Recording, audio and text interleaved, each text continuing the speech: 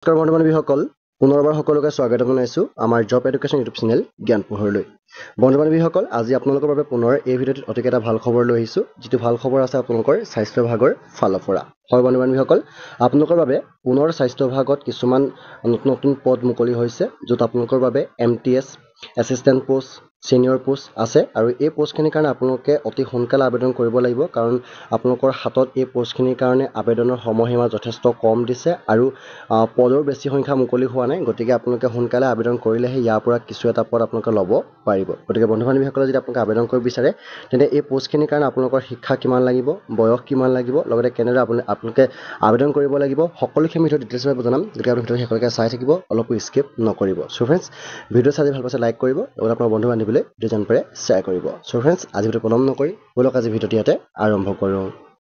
চ' বন্ধু-বান্ধৱীসকল, আপোনালোকৰ বাবে পোনপ্ৰথমতে আপোনালোকৰ ছিনিয়ৰ ইলেক্ট্ৰিচিয়ানৰ ফালৰ পৰা total number of the post মুকলি হৈছে এটা, আৰু এই এটা পোষ্টটোৰ কাৰণে আপোনালোকে ডিপ্ল'মা কৰা হ'ব লাগিব ইন ইলেক্ট্ৰিকেল ইঞ্জিনিয়াৰিঙত, বা আপোনালোকে ইকুইভেলেণ্ট হ'ব লাগিব, লগত 2 বছৰ আপোনালোকৰ ৱৰ্ক এক্সপিৰিয়েঞ্চ থাকিব লাগিব, আৰু এখন আপোনালোকে যিকোনো ৰিকগনাইজ ইনষ্টিটিউটৰ ফালৰ পৰা আপোনালোকে এই ডিপ্ল'মা কৰা হ'ব লাগিব। গতিকে ছিনিয়ৰ ইলেক্ট্ৰিচিয়ানৰ ফালৰ পৰা এই এটা পোষ্ট আছে, গতিকে ইয়াৰ কাৰণে যদি আপোনালোকৰ এডুকেশ্যন কোৱালিফিকেশ্যনটো আছে, আপোনালোকে আবেদন কৰিব পাৰিব।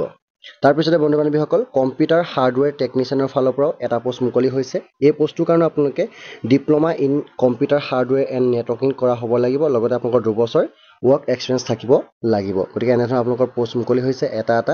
তাৰপিছত আপোনালোকৰ পুনৰ ৰিচাৰ্চ এছিষ্টেণ্টৰ ফালৰ পৰা total number of the post আছে এটা। ইয়াতো আপোনালোকে মাষ্টাৰ কৰা হ'ব লাগিব ইন লাইফ ছায়েন্স বা MSW, বা আপোনাক গ্ৰেজুৱেট কৰা হ'ব লাগিব ছায়েন্সৰ ষ্ট্ৰীমৰ ফালৰ পৰা উইথ 3 years আপোনালোকৰ ৱৰ্ক এক্সপিৰিয়েঞ্চ লাগিব যিকোনো এখন ৰিকগনাইজ ইনষ্টিটিউটৰ ফালৰ পৰা, বা আপোনালোকে প্ৰিফাৰেঞ্চ হিচাপে আপোনালোকে দিব পাৰিব diploma certificate of computer application. গতিকে এনেদৰে আপোনালোকে থাকিলে মানে এই পোষ্টটোৰ কাৰণে আবেদন কৰিব পাৰিব। আৰু নেক্সট আপোনালোকৰ যিটো MTS পোষ্ট আছে, আপোনালোকৰ মাল্টিটাস্কিং ষ্টাফৰ কাৰণে এটা পোষ্ট মুকলি হৈছে। ইয়াৰ কাৰণে আপোনালোকে 12 পাছ বা তাৰ ইকুইভেলেণ্ট হ'লেও আপোনালোকে আবেদন কৰিব পাৰিব, আৰু উইথ আপোনালোকৰ ডিপ্ল'মা লাগিব কম্পিউটাৰ এপ্লিকেশ্যনত, অৰ্থাৎ কম্পিউটাৰ এপ্লিকেশ্যন থকাৰ উপৰিও আপোনালোকে 12 পাছ যদি কৰিছে তেনে আপোনালোকে আবেদন কৰিব পাৰিব।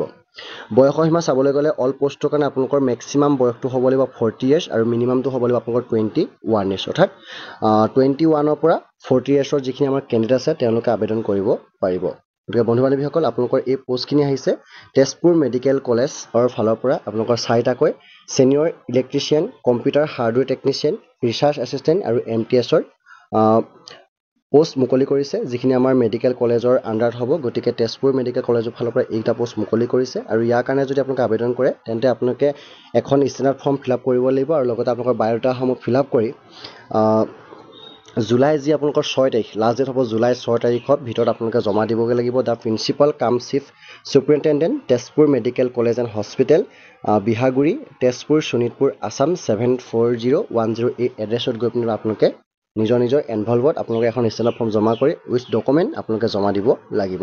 আৰু আবেদনৰ কাৰণে আপোনালোকৰ বৰ্তমান সময়ত দিয়া আছে, আৰু আপোনালোকে জুলাই 6 তাৰিখৰ আগত বা জুলাই 6 তাৰিখৰ ভিতৰত আপোনালোকে এই পোষ্টখিনি আগত আপোনালোকে ফিল আপ কৰি জমা দিবগৈ লাগিব। গতিকে বন্ধু-বান্ধৱীসকল, এনেদৰে আপোনালোকৰ স্বাস্থ্য বিভাগৰ ফালৰ পৰা 4টাকৈ পোষ্ট মুকলি হৈছে। এইখিনি তথ্য আপোনালোক দিবলৈ ট্ৰাই কৰিলোঁ। গতিকে ভিডিঅ' চাই ভাল লাইক কৰিব, লগতে আপোনাৰ বন্ধু-বান্ধৱীলৈ ভিডিঅ' যিমান পাৰে শ্বেয়াৰ কৰিব, আৰু অনাগত দিনবিলাক অসম চৰকাৰৰ ফালৰ পৰা মুকলি হোৱা চাকৰিৰ খা খবৰ পাই থবৰ কাৰণে আপোনালোকে আমাৰ চেনেল ছাবস্ক্ৰাইব কৰি ৰাখিব, লগতে ঘণ্টা বেলটো বজাবলৈ নিশ্চয় নাপাহৰিব। চ' ফ্ৰেণ্ডছ,